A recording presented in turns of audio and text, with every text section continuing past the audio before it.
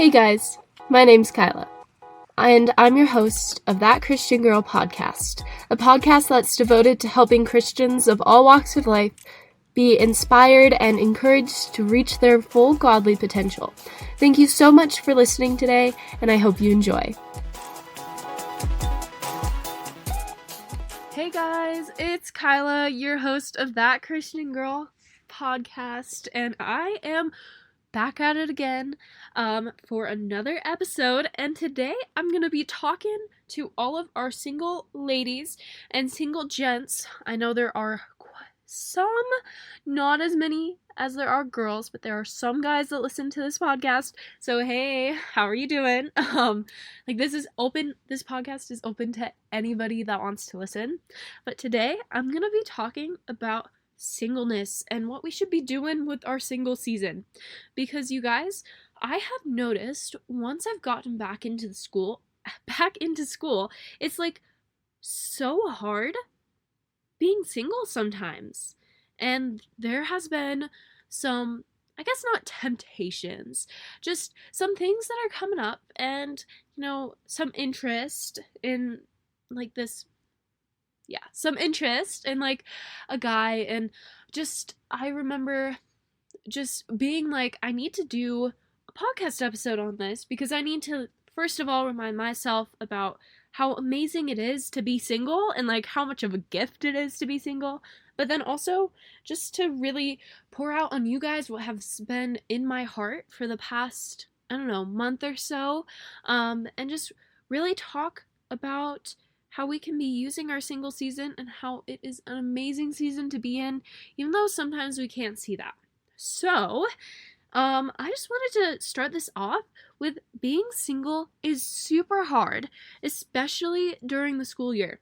You guys, I have noticed so many things where it's hard to be single, and it's hard not to have that guy because, with public school, you have homecoming, prom, and then there's so many other things that, a high school relationship, the relationships between guys and girls just revolves around in high school. A lot of the social stuff, I feel like so much now you're kind of expected to have a boyfriend at least once in high school. And I want to tell you that sometimes this isn't the best thing, and we really should be enjoying our single season to its fullest. Because you gotta enjoy the times that you can work on yourself and don't have to have another person to take care of, or even a family to take care of. So I just wanted to start this off with the Bible verse, 1 Corinthians 7:8. Wow, guys, I should have flipped to this before I started it, but it's fine. We found it quick. 1 Corinthians 7:8 says, "To the unmarried and the widows, I say that it is good for them to remain single, as I am." Okay. "But if they cannot exercise self-control, they should marry, for it is better to marry than to burn with passion." So, I just wanted to, the second part that I read was verse 9, because I didn't really read this passage before. I just knew of this verse, but, it says that to the unmarried and the widows, but I doubt many of us are widows, because a lot of us are very young, but to the unmarried, I say that it is good for them to remain single, as I am. And it's Paul talking, and Paul remained single throughout his whole ministry.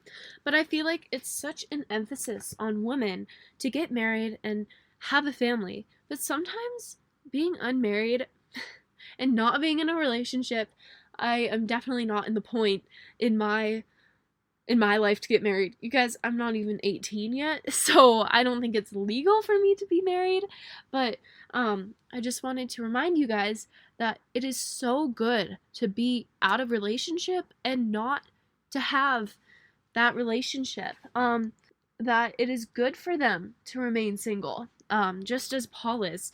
And I think Paul just really wanted to remind all of the single people, because I was reading on it, and it was just saying that, the new covenant, Paul, when looking at the new covenant community, doesn't see marriagelessness as a curse, but as a gift. So I just wanted to remind you that being single is a gift, especially in this new covenant with Jesus, because while we're single, we can do all of these amazing things to grow our relationship with the Lord and with Jesus. So I'm pulling out this trusty dusty book that I got last summer, not this past summer, but the summer before, so over a year ago, and I got it from a book, not a used bookstore, just from a thrift store, and it's called Lady in Waiting, and it was just a bunch of different things that we could do, especially for the ladies to do to become their best selves before they get into a relationship. And it just says becoming God's best while waiting for Mr. Right. And I just wanted to read you the 10 things that they wanted to talk about in the book. So there's different chapters, and each chapter is devoted to one biblical principle that we should be working on. So the first one is Lady of Reckless Abandonment. And if you don't know what that is, it's you're supposed to be a lady who like abandons everything for the Lord and just runs after the Lord. So that's what that means. Just like abandons anything that is not godlike, and she runs hard after the Lord. So that's the first principle. The second principle was Lady of Diligence, so being good and diligent in your walk with the Lord. And then Lady of Faith, so I don't quite remember what they said in this chapter, but it was mainly just talking about how we need to have how we need to have a strong faith in Jesus, and how we need to like not neglect our inner self, and how we like when we're looking at a cute guy or whatever, but how we really need to work on our own faith. The next thing is Lady of Virtue, which is like I think you understand that one. But being a lady of virtue, not like a lady where her only quality is her outer beauty, but being a lady of virtue and having that inner beauty and working on like your inner self and not just your outer self, and how that your inner self should be the most beautiful thing about you, not how you look on the outside. Lady of Devotion, so devotion towards God. Lady of Purity, being pure. Lady of Security, being like secure in God. Lady of Contentment, so being content in your singleness. Lady of Conviction, and then Lady of Patience. So this book, I definitely recommend it. It's called Lady in Waiting by Jackie Kendall and Debbie Jones. And it was just such a good book for me to read and like me to really start and work on.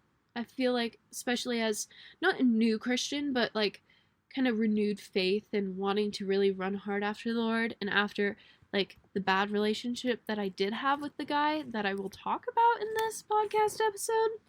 But just having all of those principles to really run hard after and really work on was amazing. So I definitely recommend that book. Next thing, yeah, so the main reason why we're in a season of singleness is because it's time to grow in our relationship with the Lord. And I just think about this one picture, analogy, whatever, that a pastor once said. I think it was at summer camp. And he was like, when you're seeing that guy or the girl that you're interested in, you want to actually not go to them first. So you look up, you see the guy, the girl, you're like, oh, that's cute. But then you look straight forward and start running hard after the Lord. And you can stop a few times, look up, and see if they're still next to your side. And after a few rounds of that running hard after the Lord, looking up to your side, seeing if they were still there, and then doing that process over and over again, if they're still there after quite a bit of time, then that's kind of like, oh, this is somebody that maybe you should look into. Like somebody who's running as hard after the Lord as you are, and focusing on the Lord as you are. That might be a sign, or not a sign, but just something to think about as you're going into a relationship or starting to look at more people to go into a relationship with. The next thing that I was gonna say is that when you are in a relationship, it's so easy to get caught up in in the other person's life. So, like, once you get married, there's no time. You do have alone time, but once you get married and have kids, your whole life kind of becomes you and your kids. And there's not a lot of time for you to really run after the Lord as hard as you want to, or as hard as you did when you were single. So we really need to be using the singleness season to become the best versions of ourselves in the Lord, to be able to really match up to the mate that God has put us with. And it's really easy for girls to make this whole list. And I'm going to talk about like future husband lists in a little while. But it's very easy for us women to make lists of attributes that we want guys to be like, and then just ignore our own path. So we can make a list of, oh, I want him to be kind, I want him to be generous, he has to be a devout Christian, he has to have like a lot of Bible knowledge, he has to have all of these good, amazing traits, which is not a bad thing, but you're not yourself, you are not working on those traits in yourself. So it's so important to remember that we can't just be wishing for these things and not also working towards these things, if that makes sense. So we need to really try and grow our relationship with the Lord, so then one, we are mature Christians when that relationship does come around, and two, so then we'll have that, we'll find that perfect half to us, and we're not depending on that other person for our faith. We have our own faith that we have already built up. So now I'm going to talk about what we do when we feel ourselves catching feelings. Oh my goodness. I was looking down at my notes and I said catching prayers, because my first thing is to pray about it. But when we're catching feelings, because you guys, this little girl right here is kind of sort of a hopeless romantic.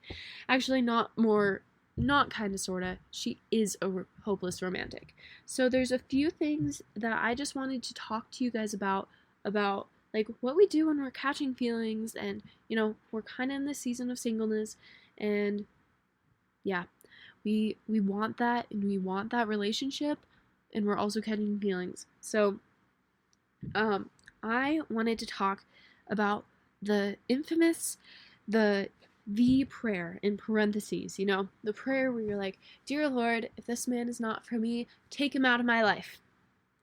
Guys, sometimes that prayer is scary, and sometimes you don't want to pray it. But I was thinking about this one time, and I kind of felt, I don't know, I was kind of thinking about it in preparation to this podcast episode, and I feel like that's always kind of the thing that I know that I should do when I get a crush, or when I get interested in this one guy. And one time I was thinking about it, and I was like, and I was very, very, what's the word? I didn't feel like I wanted to do it. I felt like, I don't want to do this. Like this, I'm scared to do this. I'm scared to pray this prayer. And I was thinking, after that, after I prayed the prayer, after I went through those scared feelings, those anxious feelings, and I was thinking, why am I so anxious about this?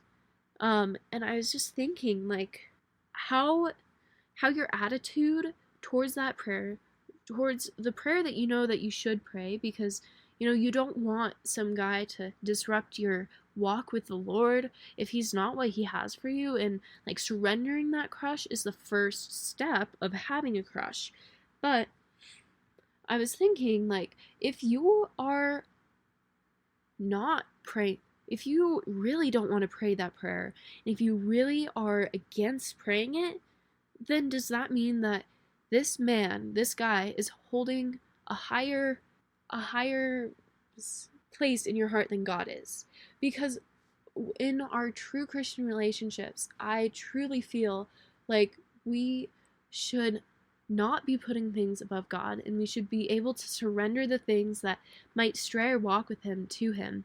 So guys definitely will stray our walk with the Lord, they definitely will distract us. You guys, I get so distracted by guys sometimes, and I think you're, and guys, I've felt it too, where I'm like, I really, I don't want this to happen. I don't want him to be taken out of my life. I, I don't want this. Like, I don't want to pray this prayer.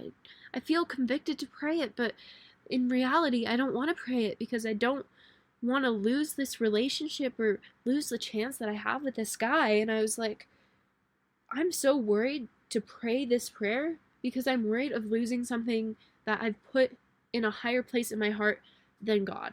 Um, like, are we putting this man and these feelings in our heart above God, where we're scared to surrender those feelings and we're scared to let God take the wheel, which God always has the wheel, but are we scared to surrender our, because we always have free will. So we have free will, so God gave us the gift of free will, so we can do whatever we want to do, even if God doesn't want us to do it.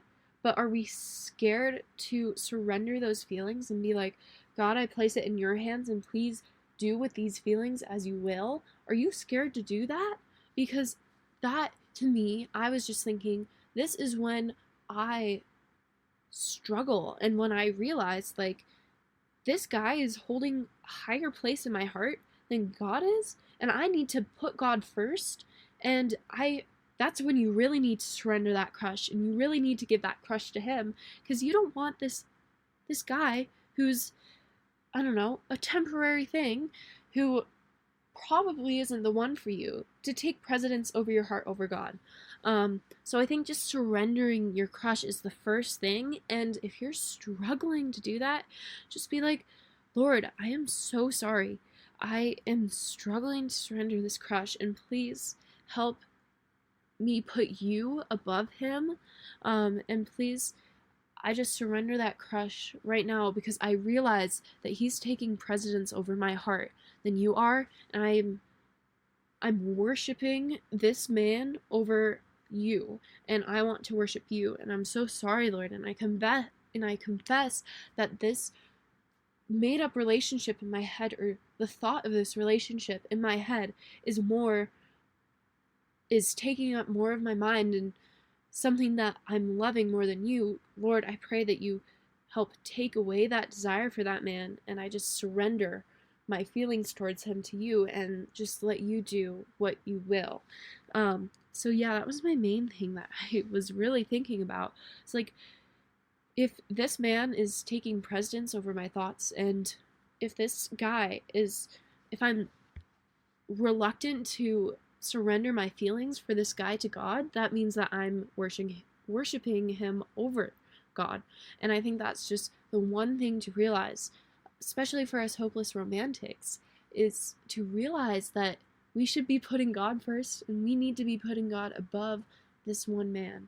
The next thing is I fall into the trap of where I actually just like the made up version that I've made of this guy in my head. I don't really know much about this guy. I see a few traits that I like. You know, I don't know, he's cute, all of that stuff. And I realize, do I really know that much about him? Or am I liking the idea of him in my head and the man that I've made up in my head? So, my next thing was to ask yourself what you like about this guy. You guys, I was on an hour and a half phone call with my friend today. We were just talking, and she was like, what do you like about this guy?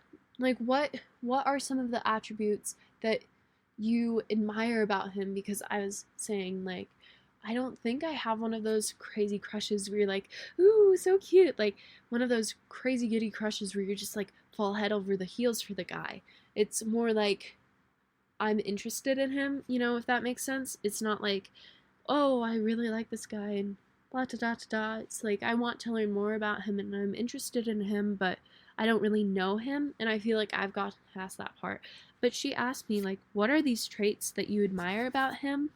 And what is it that you admire about him? And I was thinking, wow.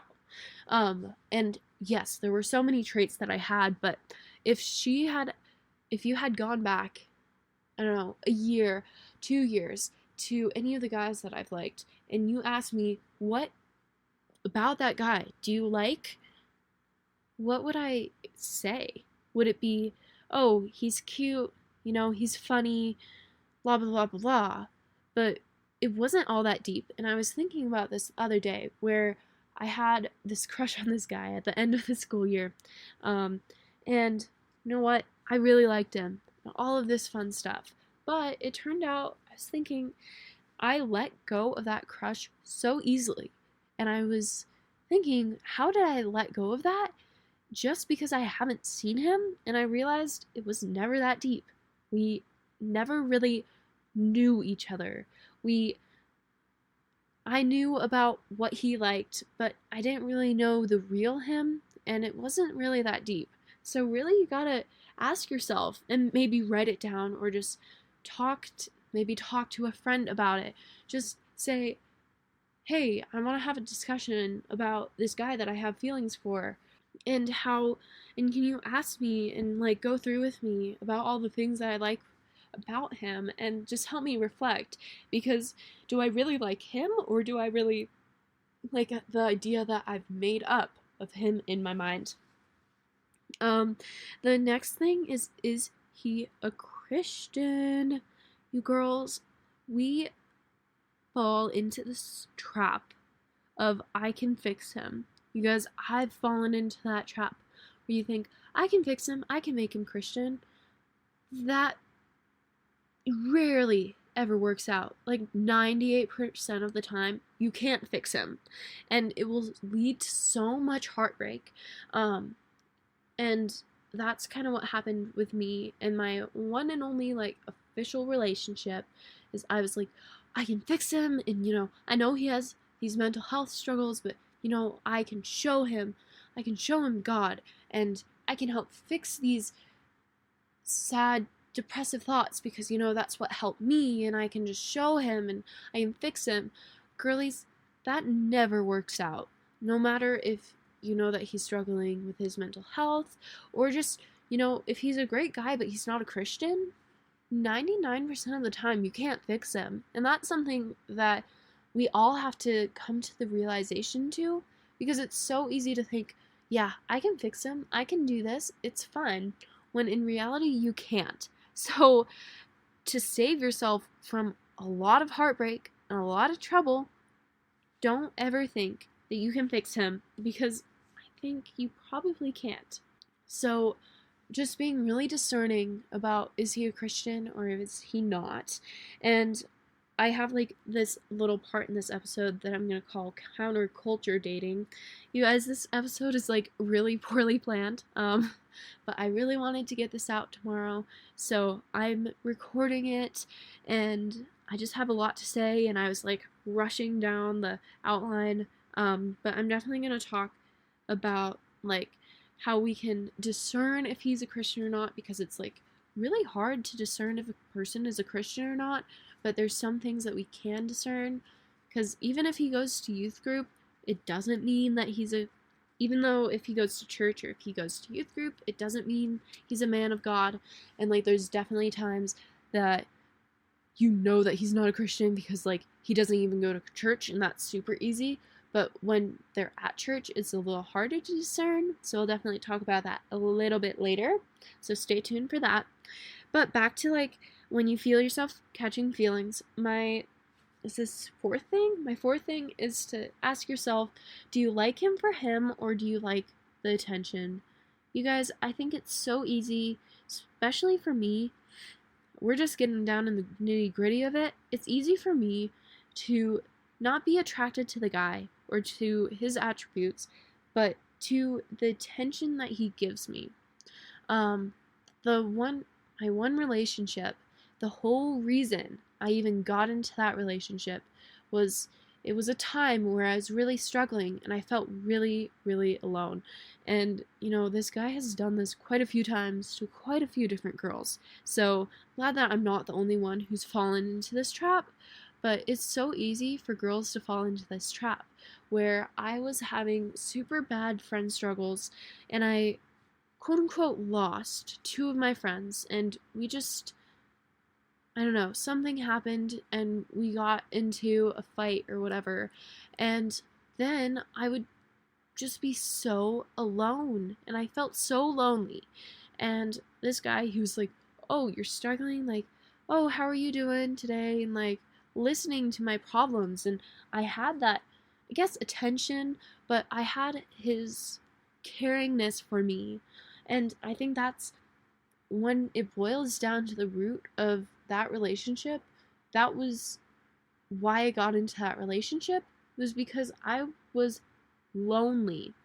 It's so easy for girls who are lonely and feeling alone to get into a relationship that is not meant for them because they simply want somebody who will always be there or always seem to be there for them.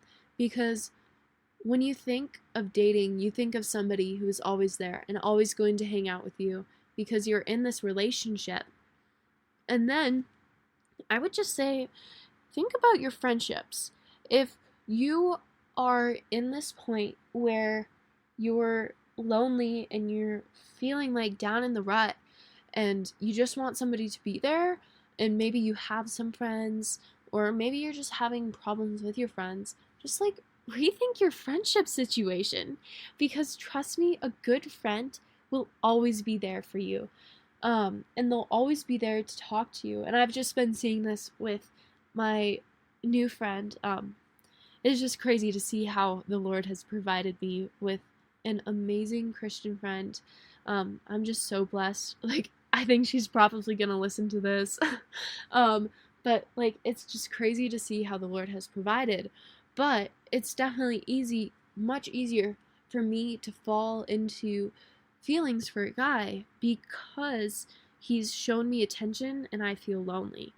Like, if a guy, I feel like it's so easy for any girl to fall into that trap of I like him or I want to be in a relationship, and they feel like they need that relationship more when they're feeling lonely and when they're going through a tough time with their friends. Because when you think of it, what are romantic relationships shown to be in any of our media? It's a person that is always going to be there for you and always there to talk, and just like this really deep relationship, because a romantic relationship should be really deep, but our friendships should also be deep, and we need to really pour into our girlfriends if we're a girl, or if you're a guy, our guy friends, and not just fall into that trap of, oh, he's giving me attention, I like him now, when in reality, you just like the attention and you like the attention that he gives you instead of actually liking him. And it's so I'm gonna say it again. It's so easy to fall into that trap because it's so easy to think, oh yeah, I like him, when in reality you just like the attention. And like, it's so hard because when I remember and when I think about that, I think, oh my goodness, I'm selfish and I'm gross and I'm a bad human. But the problem, the reality of it is that you just need to try and like pray to God for those good, deep relationships that don't have to be romantic. Because, yeah, it's so easy to fall into the trap of, oh, he's there and he'll give me attention and this is so great. But let me tell you, sisters, the attention will fade. It'll fade real fast. It faded really fast for me with my ex. Like, I think it was less than 3 weeks where I started to realize, wait, this isn't what I want. I don't like this. Get me out of this. You know, it was a lot. It took me only a little bit of time to realize, like, hey, this is actually not what I thought it was, and actually, I'm not sure if I really like this guy. I think I just like him for the stability and the attention that he gave me instead of him being him. And I think it's so important to discern that before you get into a relationship. And then my next thing is to, wow, we're just going into this next thing. I realized that I didn't really transition well. But my next thing is to not settle. So it was so funny. Me and my friend were talking, and she's like, I don't want to be the chaser. I want to be chased and I want to be pursued. And especially for us girls, find someone who chases after you. Like, guys, if you really feel like this woman is for you, chase after her, because my big thing advice for us girlies is to kind of wait to be pursued. This is very not this is very counter our culture, because our culture is definitely like, yes, you go for that man and you get him, and woo, you go girly girl boss. Whatever.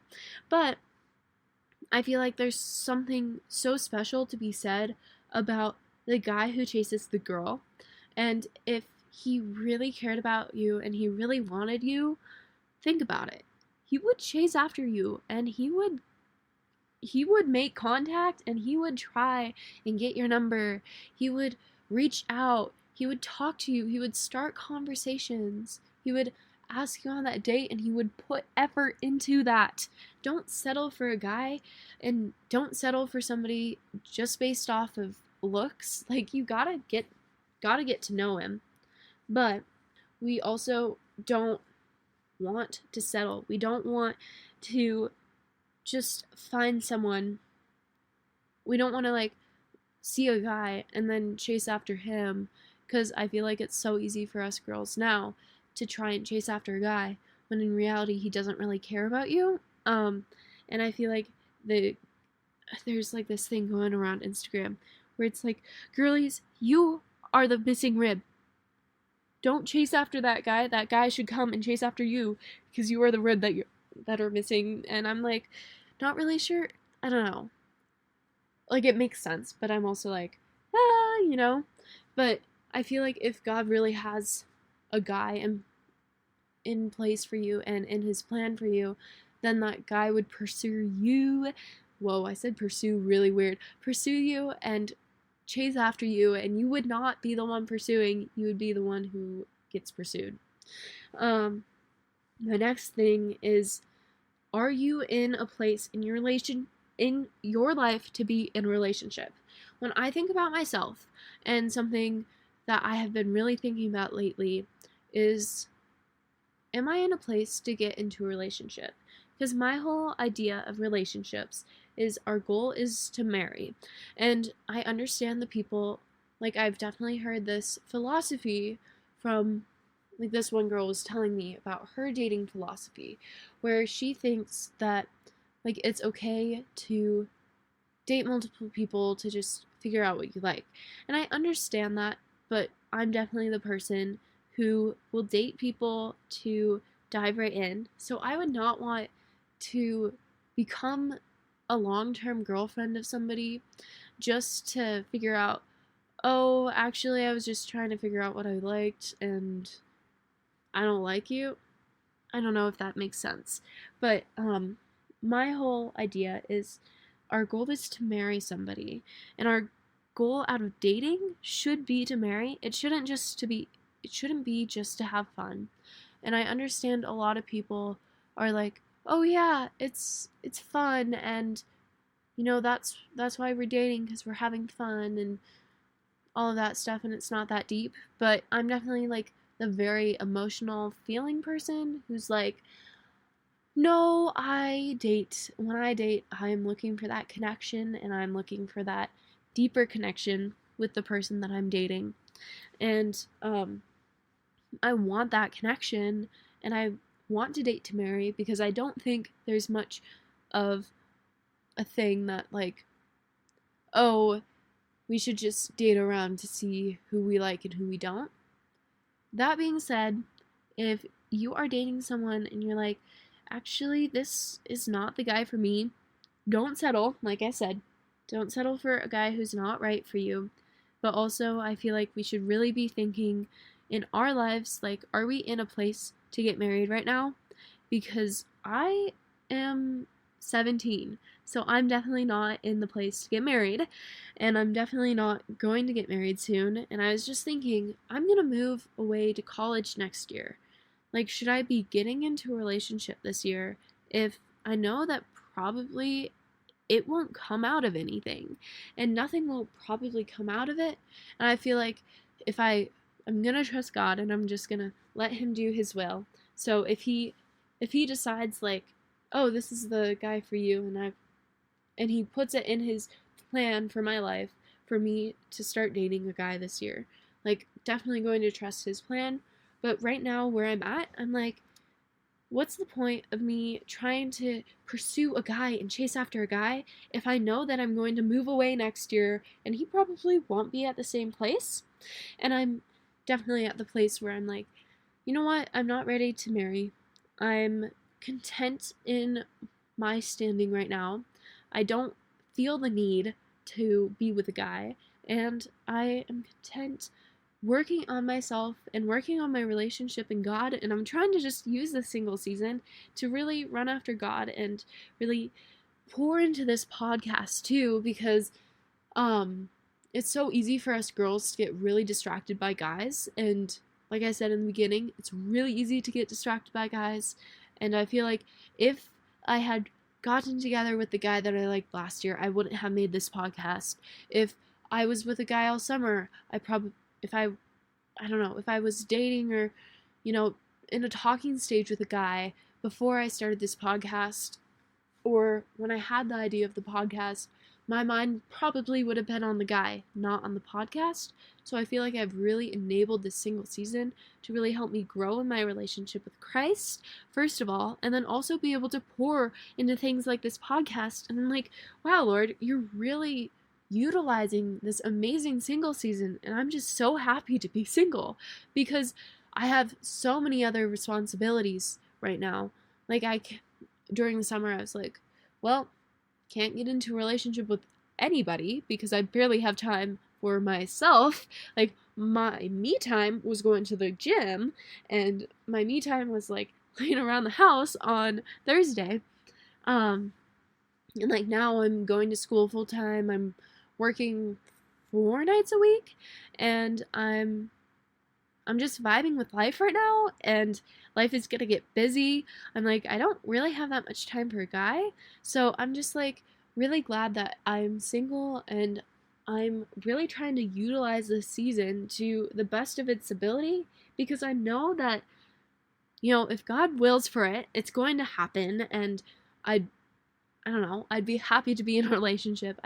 I'm happy wherever God has me, and right now I'm really happy with my singleness, and if something happens, then I would be happy with that too, but also, I don't care. Like, I feel like I've been utilizing this single season so much, and I feel like there's so much that I've learned during this, and I'm just so thankful for this season in my life, and I feel like I've never really had that mindset. Maybe last summer. Last summer I definitely had that mindset. But once I got into school, it was definitely different. But I feel like this year going into school, I'm just so happy. I'm just living my life and being happy. So that also leads, what was I going to say? There was something else that I was going to talk about, but I can't really remember. Yeah, I don't know. Just, I feel like if you're stuck in the rut of like, oh, I don't want to be single, and oh, I'm sad in my singleness, try and pray about it. Pray like, dear Lord, please help me see the good and the amazingness and the stuff that the plan that you have for this single season. Like, please help me, please remind me of it, and please help me see it, because I feel like it's so important for all of the single ladies to remember that this is such an amazing time to be in. I remembered what I was going to say. So I was listening to the Holy Girl Hotline podcast episode about singleness and single season, and this was about a week ago, but I remember both of them were talking about how they got into their now relationships when they weren't even looking for one. So they were not trying to pursue a guy, and they were not trying to get into a relationship when the relationship happened. So I definitely think that you could be wanting a relationship and a relationship would happen, but it shouldn't be the number one priority on your list. I feel like God just has this crazy way of being like, oh, here's the perfect guy for you, because, you weren't even expecting it, if that makes sense. Like, God will have this guy for you probably when you're least expecting it, and when you least think that it's when it's least, not least probable, but when you least think that you're going to find a guy and get in a relationship, that might be when God shows you a guy that is meant for you. So like I said, try not to pursue a relationship. Don't settle. And then don't be pursued. Don't pursue, be pursued. But just remembering that we should really be relishing in the season of singleness, because there's so much that we can learn from it. And how much we can grow in our relationship with the Lord, because we're not constantly being like worrying about this other person that, you know, we have to hang out with them and we have to commit a bunch of time to them, which it's amazing. Like, it's such a fun thing to be in a relationship, I feel like. And definitely from the people that I follow, or like the people that I know that are in a good Christian relationship, I know that they have a lot of fun with it, and it's like such a learning experience for them, and they're really growing in their faith that way. But making sure that you have a strong, sturdy faith before you start is so important. And we should really be praying, like, dear Lord, please show us how this season can be a blessing towards us and towards you. And please show us all that you have in store for this single season. And show us, like, how we can be using this season to the best of our abilities to grow in you and pursue those God-sized goals that you have for us, and really become strong in our faith before we get into a long-term relationship and become mothers and stuff. Because there's definitely, I'm just so amazed how the Bible works, you guys, sometimes, because I was reading the very controversial or whatever section of Colossians, where it talks about the rules for a Christian household. So Colossians 3:18 through 25. But just, I was thinking about how much of a two-way street it is, but also thinking about how all of our duties as a wife and as like a, not necessarily a girlfriend, but once we get married, how many quote unquote duties we have and how much we pour into the relationship. Because just verse 18 and 19 says, "Wives, submit to your husbands as is fitting to the Lord. Husbands, love your wives and do not be harsh with them." Like, it's crazy because I wrote in my little margins, two-way street, wives submit to husbands and husbands love wives. But I was just thinking, like, how much responsibility we're going to have once we get married, like how we are the ones who take care of our household as wives, and then once we have kids, where we take, like, the husband has to take care of the kids too. But I feel like so much of our lives once we get married and once we have kids is devoted to our husband and our kids, and if we don't have a strong foundation in Christ before we get married, it's so easy for that relationship with Christ to go to the wayside, because you have so many more responsibilities when you're married. So I think just utilizing our single season to the best, to its fullest, is going to really help us when we're older and we don't have as much time, because we have kids and we have a husband and we have a household to take care of. It's so important for us to really work on our relationship with the Lord and become strong in our base and our foundation of our relationship with the Lord when we're alone and we don't have to take care of a household and take care of kids, and we don't have a bunch of people depending on us. So yeah. Oh, and then that reminded me, you guys, this is all over the place. Like I said, the outline's kind of bad this time, but I just have so much that I want to say. Back to the don't settle point. I was talking to my friend, of course, and she was talking about how we're supposed to submit to our husbands, and how we shouldn't be settling for somebody that we don't want to submit to. Like, our husbands we should find a man, and, like, well, God has that man for us, but we shouldn't try and date a man that won't respect us and a man that we don't want to submit to, and we shouldn't try and pursue a relationship with a guy that we know that won't respect us and somebody that we don't feel that we don't want to submit to. We should submit to our husbands because he is somebody worthy of submitting to.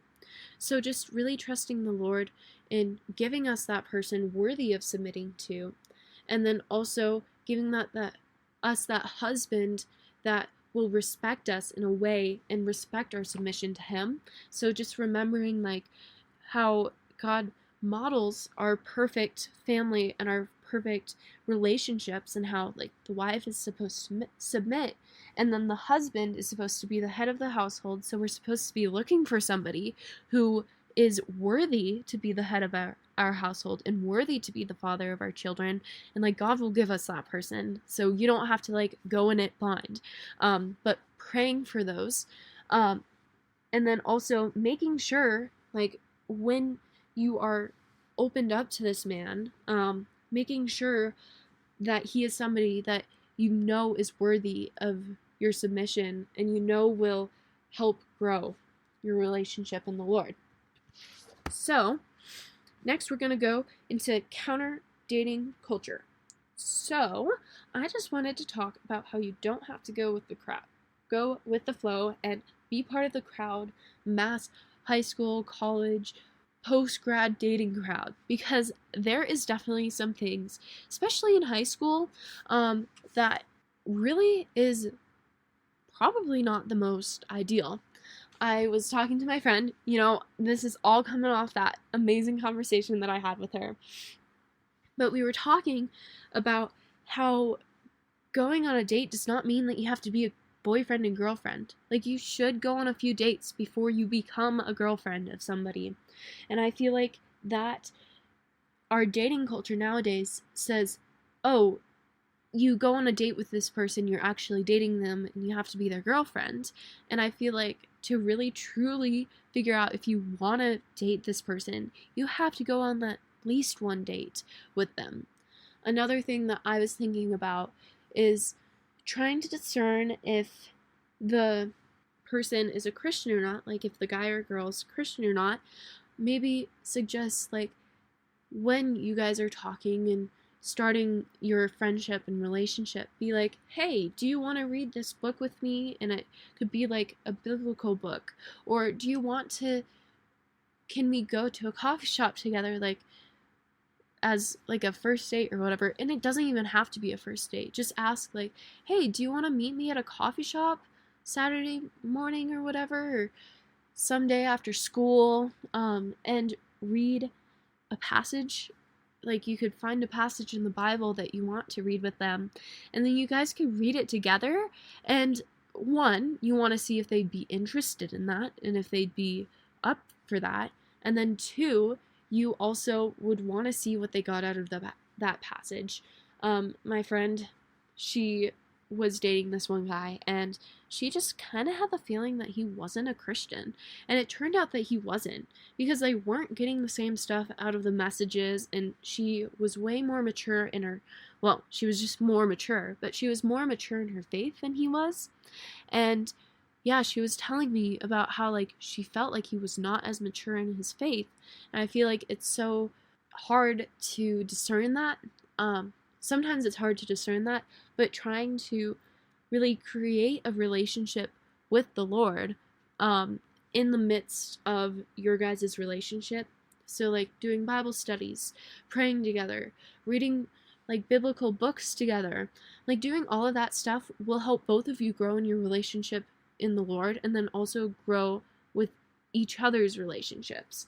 So just when you're trying to discern if he's a Christian or not, or if she's a Christian or not, if you're a guy, maybe suggest to go meet at a coffee shop or a park and just read a passage of the Bible together and talk about your findings and see, one, is she interested in that? Like, because it should be something that you both are interested in. And then two, are you guys agreeing at least on the basis of what you get out of it?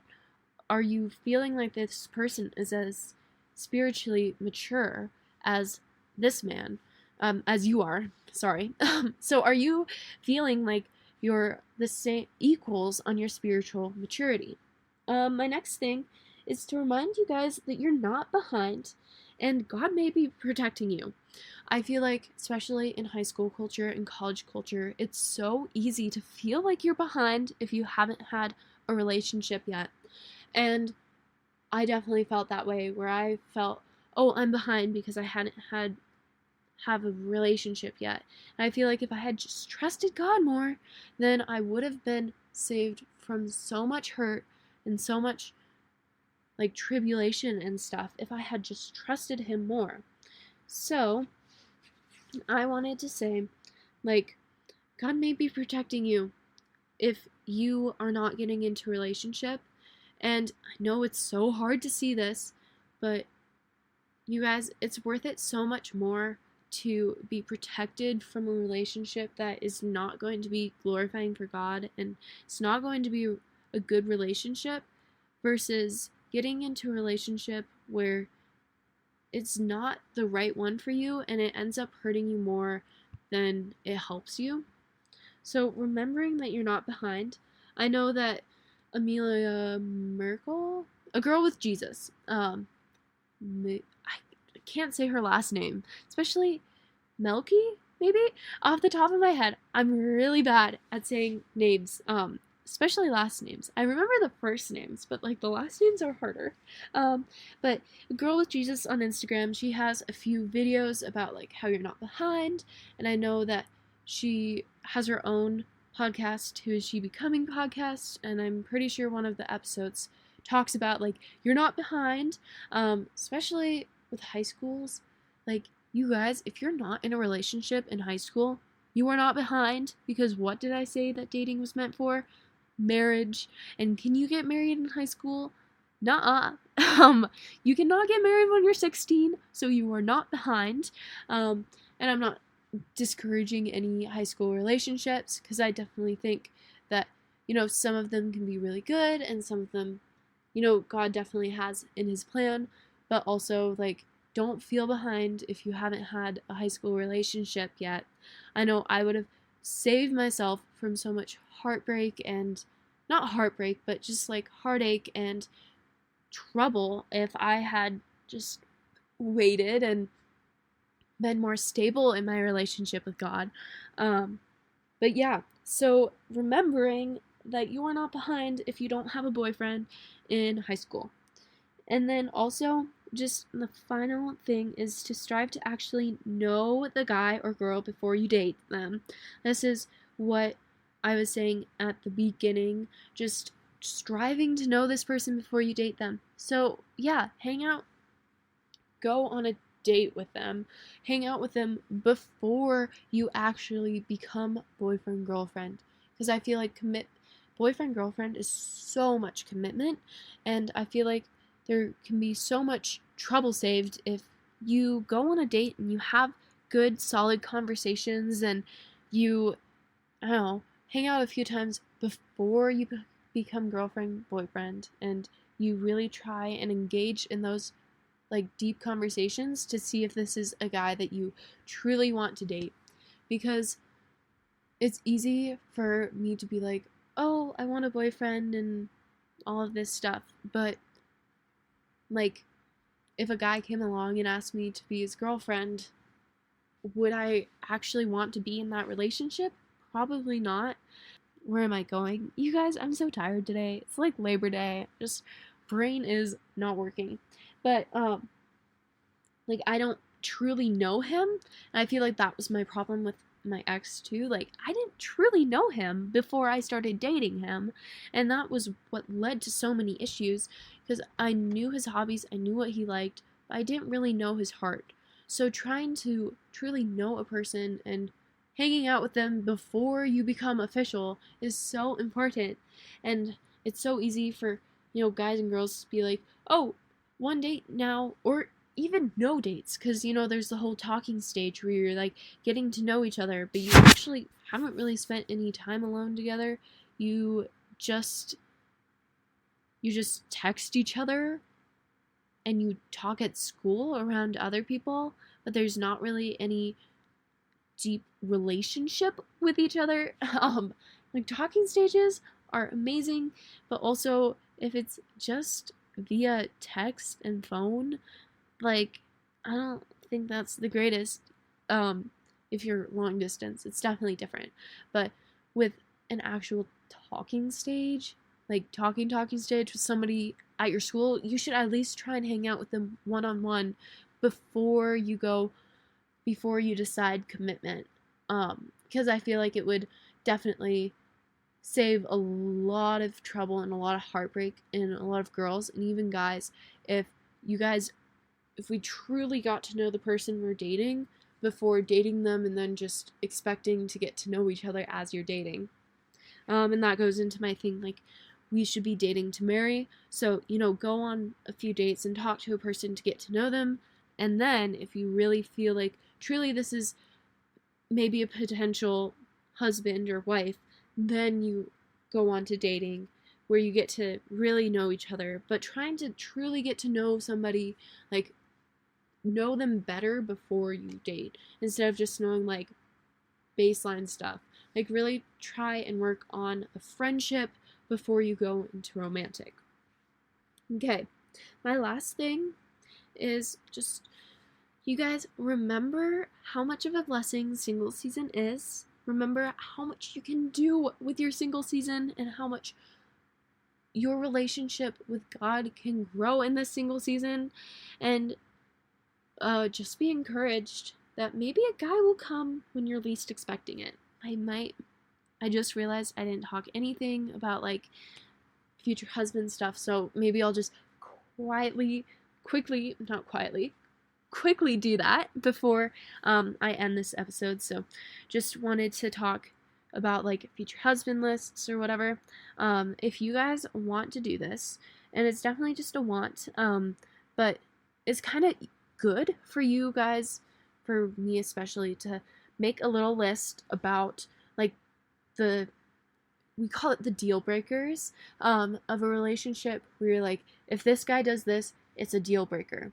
So if this guy, I don't know, if this guy is, like, not a Christian, that's a deal breaker. That's the ultimate deal breaker, but there's a lot of other deal breakers. Like, if this guy struggles really badly with anxiety and depression and won't get help for it, that is a deal breaker.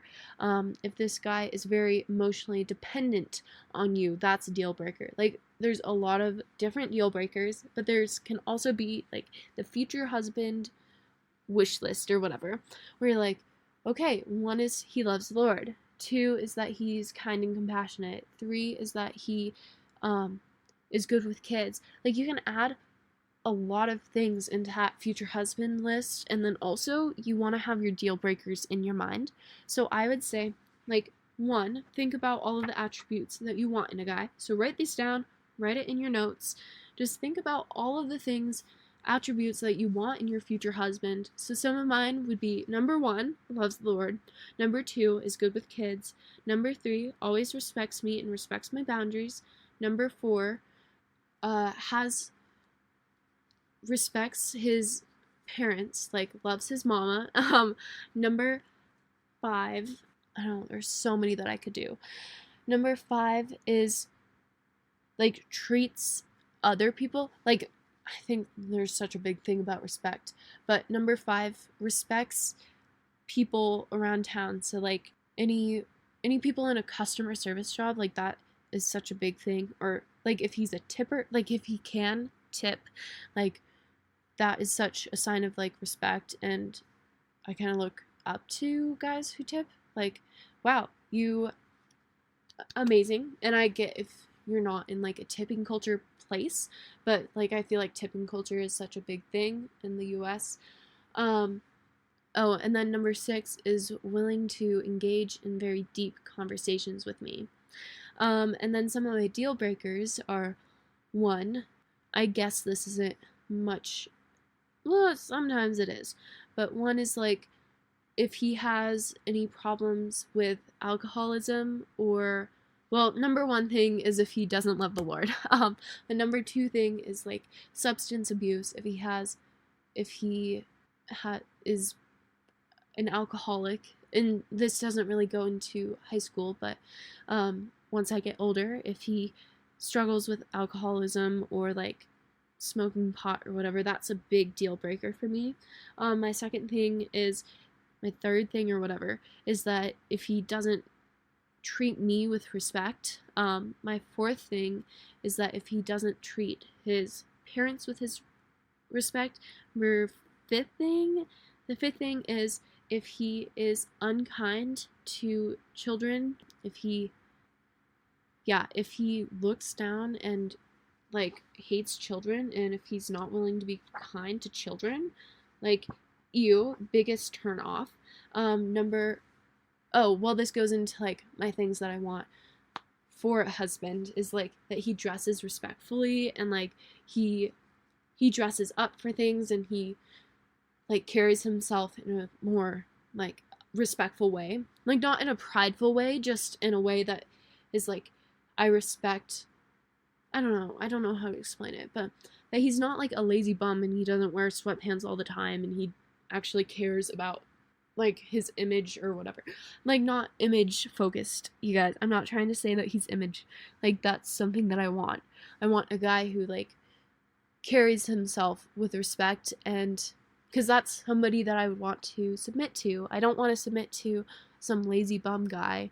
I want to submit to somebody that like it carries himself respect. Oh, that also goes into my future husband list.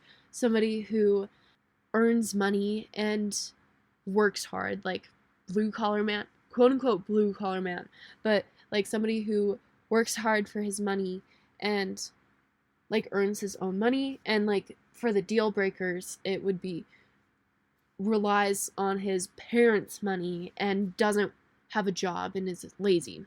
Okay, so, and there's so many more that you could add on there. But I really want you to think through, like, here are my amazing things that I'm looking for in this guy, and then these are the things that I don't want in this guy. And I remember I was listening to a podcast, and they kind of brought up praying for your future husband. And I actually did that, you guys. First time ever. It felt really weird. Okay, so it was like, I was just praying, and I feel like God. I don't know. It was so weird to see how this prayer has been answered just talking to you guys. But I said, I pray you remind me to stay a patient lady in waiting and keep me protected from situations with guys that will hurt me. And I pray for my development in you and for my future husband, that you protect him, and I pray for a man that will meet you where I'm at or exceed my faith, and who will help me grow in you, who will be an amazing household head. And then I was like, I was just kind of talking to God as my friend, and I was like, wow, it was so amazing to pray about my future husband, and I thank you for being the one I can go to when I want to talk. You truly are amazing, Lord. Thank you for this day, and I pray that you either show me, reveal your path, or just let the path bloom or wither, whatever your will be done. If that makes sense, because I was kind of praying about, like, this interest that I was having. But I was, like, just praying for your future husband, and praying that the guy that, like, God will give you a guy that is meant for you. Just praying that, he has that guy in store for you, and just praying for his protection and all that stuff. You can listen to podcast episodes about praying for your future husband, because there's definitely some out there, and I think that was the first time that I did it, and I kind of felt weird doing it. But just remembering, like, yes, you can pray for that, and you can pray for your future relationship, and yeah, just praying. I think prayer is the big thing to remember here. Just praying that, God, like, helps you be content and helps you see the amazingness that he's doing through this single season. So yeah, I think the biggest takeaway for today is that, one, singleness is such an amazing thing. It can really help you grow in your relationship with the Lord, and it's just so special, you guys. And then two, just be in constant prayer. Be in constant prayer about that new guy interest. Be in constant prayer about, like, Lord, please help me see the plan that you have for this single season. And then just also be in constant prayer about that future husband that God has set aside for you. So you guys, this actually went so long. Maybe I'll be able to edit some of it down, but it was so fun talking to you guys, and I will see you in the next one. Maybe it will be Friday. I don't know. You guys, I really haven't thought of a new schedule for school, so we're just going with the flow, seeing how it's going, and I hope you guys all join me for not next week's, but the next episode where I'm going to be talking about Holy Girl Fall, because it's fall season, y'all. Yes, I did do that on purpose because it rhymes, but, yeah, I got a pumpkin spice latte today. It was so good. Yeah, fall is upon us, so I'm definitely going to do the fall, Holy Girl Fall episode this week, or next week if I don't get it out this week. So, yeah, thanks so much for listening, and I hope you guys enjoyed. Have a blessed rest of your day, and I'll see you guys in the next one. Okay, bye. I hope you enjoyed today's episode. Thank you for listening to the end, and don't forget to follow me on Instagram at thatchristiangirl.podcast. I'll see you in the next one.